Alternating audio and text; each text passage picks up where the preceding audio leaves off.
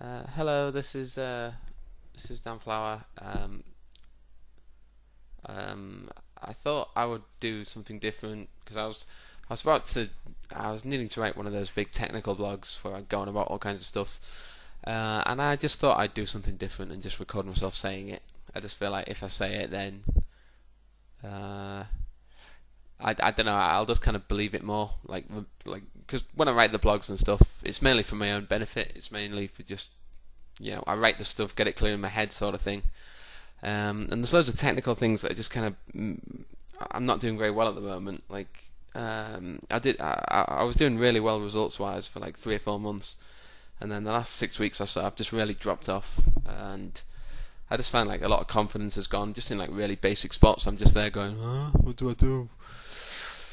I had a spot just now, so right. Well, before I get into it all, I've got a list of sort of technical areas to cover that are just kind of very basic. I had a spot just now where like I check called Jack 10 on 972 or something. I was big blind versus early position. I'd called a 3x raise, so my range was pretty strong. And I check called the flop, and then the turn was like a 9. It went like check check. And then the river I had to bluff because I had like Jack 10. I was forced to bluff basically bottom of my range, and it made it worse that I was up against Chris Apotheosis, who just calls everything anyway. And I just bluffed like what did I bluff, like 62 into 75 or something. I don't know, and I did it, and I was just like, what? Like, I don't know why this doesn't feel right. Well, where's my confidence gone? Where's my confidence? Um, and yeah, I basically used to know. Well, I still do. I still do know what I'm doing, like in there somewhere. But essentially, what I'd forgotten to do was to make his bluff catchers indifferent. Like, when I bet an amount like that, I'm not trying to make. I'm not trying to fold out the nuts. I'm not trying to fold out like aces, kings, queens, or whatever. I am trying to fold out like pocket eights or something, or 7x, or like sixes. Um, yeah, I'm trying to fold out something along those lines. So, in order for when you're bluffing to make someone indifferent, it's all about sizing. Like, because if you've just got like, if most of your range when you're making a bet on the river is value, if like it's all value, say in theory your range is like all the nuts, then betting like one big blind would make someone, say it was all the nuts were with like 1 in 1 million like bluff or something, 1 in 100 bluffs. Betting like one big blind or whatever would make someone indifferent. That's just an extreme example to showcase the point. Um, and similarly, if your range is like basically all bluffs with like very very random value hands, then that only you can only make that bluff by betting like more than the size of the pot. So essentially, what I'm saying is that in this spot, I was there thinking how much to bet without thinking of any of the requisite stuff needed to make the bet. I was just like, oh, I don't know how much. Well, I guess 62 will fold out king queen, and yeah, I could pot it, but then don't know. I just lose more, don't I? And if I bet small, then I don't know. Ace I might just call me, and just thinking all that. Like, you don't have to overcomplicate it like that. Like, I need to make the bluff. I've got Jack 10 high. Like, I have no choice but to make the bluff. Like, I don't care what anyone says. Um, I've got to make the bluff, but my range has quite a lot of bluffs in it, so I need to make something like sixes indifferent. I mean, you could do it by one of a few ways. You can do it in a mathematical way. To do it in a mathematical way, basically, if you did a lot of sims, you would get very good at that. But a lot of it is kind of intuitive. Basically, all you have to really do is put yourself in our opponent's shoes and say, what bet size do I fucking hate to see with pocket sixes?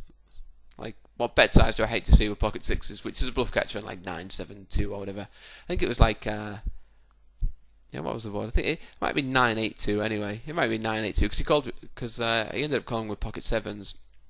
So it's like, okay, the pot's $70. What bet do I not want to see with pocket sevens and then like turn to 9? I don't know. Like, I think in his shoes against my wide range, because there was like a flush draw on the flop as well. I think if I bet like $100 even into $70, I'd be like, nah, I can call this. especially in his shoes as a station. So you need to be looking at going more like 140, like 150, 160, something like that. And you need to be doing this analysis when you got value as well. Like, it's not like, oh, I've got value, I'll bet. You need to be targeting his bluff catchers. You need to be targeting the middling portion of his range. You're not targeting getting bottom pair to call. You're not targeting getting top pair usually to call unless it's clearly a bluff catcher. You're looking at bluff catchers because that's just like the game theory shortcut. Obviously there's a lot of maths behind that and whatnot, but essentially, yeah, game theory shortcut. Target the bluff catchers. Target an amount that makes bluff catchers indifferent. And in this scenario, $70 in the pot. I don't know. I think probably $140 I had to do it. And if I had 9x, sometimes I had to bet $140. And if I had aces, which was essentially the nuts, probably $140. That's intuitively. I mean, I could probably need to do a card runner's EV sim just to make sure that does kind of, like, with the composition of my range, that does kind of stack up. But yeah, that's it. I mean, I just need to say this stuff sometimes out loud to like give myself a clue in certain spots. Moving on to the next spot or the next scenario, I just did loads of spots where I was like, this seems pretty basic poker-wise, but do I call, raise or fold? Do I call, raise or fold? And it's like, look, this is not difficult. Like, at least from a game theory point of view, which is all I'm trying to implement. Especially in earlier streets. Look, if you've got usually if you've called a raise and you've got one pair, it's usually you're going to call. If you think about how the hand's going to play out, and it's going to play out really terribly, i.e. like you've got bottom pair on a 3 flush board and just no kicker, and our opponent's going to barrel, then we can't call it. So maybe it becomes a raise. If we can't raise it, then maybe we should fold. And by the way, if we can't do call or raise with our hand, even though we've got a pair, maybe we shouldn't have called pre-flop. Maybe we're getting really good odds, so maybe we should call pre-flop. But in that case, we'd be getting good odds post-flop probably, because it would be a small pot, and yeah, it would be a small pot, so we can probably like check raise a small amount and get a decent price. But yeah, just in loads of spots. Like I had another spot like in that session with had a 3-bet pot and a 3-bet ace-6 of diamonds, and it come like 9-8-6 of diamonds. I know, 9-8-6, and so I had a pair of sixes and then a flush draw, and I checked, and I just couldn't decide whether to check or bet, and I couldn't decide what needs to go into my decision to check or bet. My mind was just blank. I was just, oh, well, I guess betting, but then what's the point, because it doesn't fold anything out. Then I thought, well, then I can treble barrel, and then I was like, yeah, I could treble barrel, but all this kind of bollocks that's going around in my head, it doesn't need to be thought about. I just need to think about the composition of my range. Basically, 9-8-6 wants to have 3-bet. Yeah, I have certain hands that can bet and barrel. Aces wants to bet and barrel. 7-8, 2-pair, they all want to bet and barrel. Flush draws want to bet and barrel. I've got hands that want to check back, like 9-7, all the rest of it. And occasionally when I check back, the turn's going to bring a flush and he's going to put a lot of pressure on. So there's going to be times where I need to check back the flop, but also have like some flushes in my range. So it's just like really obvious that like 9-8-6 with a pair and a diamond, I should just check back really. I should just check back the flop. It just balances out my range really nicely. I'm gonna have. It's not like that doesn't mean that. Oh, well, that means if you bet and there's a flush, you're not gonna have flushes in your range. Well, no, I will have flushes in my range. I'll bet all the flushes that don't have a pair. And then the board come off like pretty bad. It come off like so it was like 8-7-6, and then what was it like 9-7-6. Yeah, 9-7-6. And then the turn was like a jack. Yeah, the turn was like a jack, and he stabbed the turn like pretty strong, so I called. And then the river was like a blank, and then he bet again, and I don't know, just nothing seemed to make sense. It was like a 4 straight board by this point, and just nothing made sense. And I was just in one of those spots again where I just kind of felt like a bit awful on the river. He's bet, and I think what was going through my head was, which is kind of unforgivable, is, oh, I had such a strong hand on the flop, why didn't I just bet? Like, ridiculous. Like, taking a certain action on the flop, because having a strong hand on the flop doesn't matter. Like, you just make the best decision every time. Like, So I had a strong hand on the flop, yeah. So you decided to check it back for balance, yeah. And you call the turn pretty easily. Then the turn, then the river.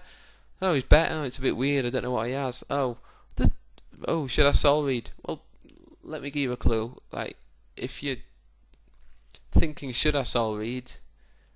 Then the instinct isn't there strong enough to do the soul read. Like, when you soul read, you really kind of know. You really just have a really strong gut feeling. You're like, wow, this don't make any sense at all. And just everything about this hand, wow, just you really feel like, yeah, I can make a big river call here. But if that isn't there, then you just need to game theory it. Like my range on the after checking back and then calling the turn, I had a million straights, like two pairs, sets. Um, even like river top pair jack. Like you might argue that the top pair jack isn't worth anything because his bet is polarized. So therefore, your pair of sixes is the same as a pair of jacks because it's betting on a 4 straight board. Well, no, because let me tell you what he had. He had like pocket tens. He just made like a really stupid, random clicking buttons river bet with like pocket tens on a 4 straight board with like second pair. He just bet like half pot. Like like if I just game theoried it with like Jack X, and you catch all those stupid things that happen. But yeah, I'm just I wasn't thinking of that stuff. I was just don't know. I was just very sort of in a vacuum, kind of considering the wrong stuff. Like, oh god, this is annoying. Like if your focus is on this is annoying, or oh I should have done this in the past, then that's not a recipe for success because you want to just be concentrating on what is happening. And yeah, default is look, just game theory the fucking thing. Like, what is your range? Call the top whatever percentage depending on his bet size. If it doesn't seem to you like the top one X percentage of whatever bet size makes a good enough call, because loads of it just seems like he's clearly behind his range. Well, then you made a mistake on an earlier street, or if you didn't make a mistake on an earlier street, it's because you got a river card, which is pretty unlikely. But either which way, you can analyse it in that way and go, okay, I want to call top X percentage, but I can't because I made this mistake on the last street.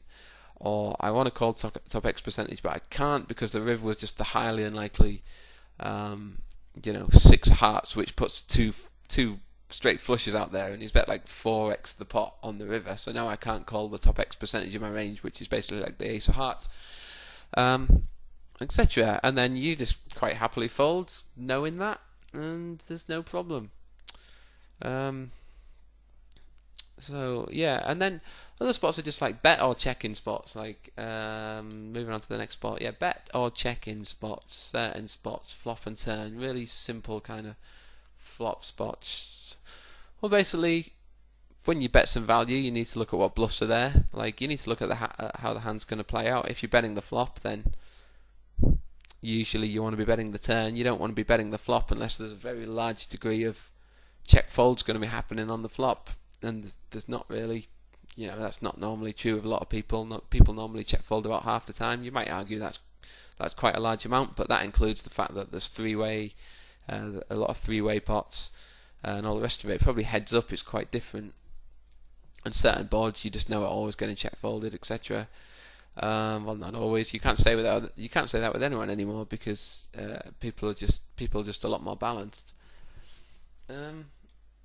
But yeah, in general, check back or bet. Well, bet your top pairs, bet them for value and protection. Bet any straight draws that are out there. If there are no draws, then maybe check back a top pair. Like if it's like King 7-2, then I don't know. Like I don't really see the point in betting King Queen. On the other hand, we might want to bet Ace King because we might also bet like 9-8 suited, planning on barreling like a 6 and a 10 and a spade and whatnot. So we'll have a few bluffs and we'll have very few value, and that balances out kind of nicely. And that's just the way to look at it. Like similarly, if we have some sort of value, usually, like I think I struggle sometimes when they check to me and I have some sort of weak value, like maybe second pair or a weak top pair or vulnerable top pair or something along those lines. The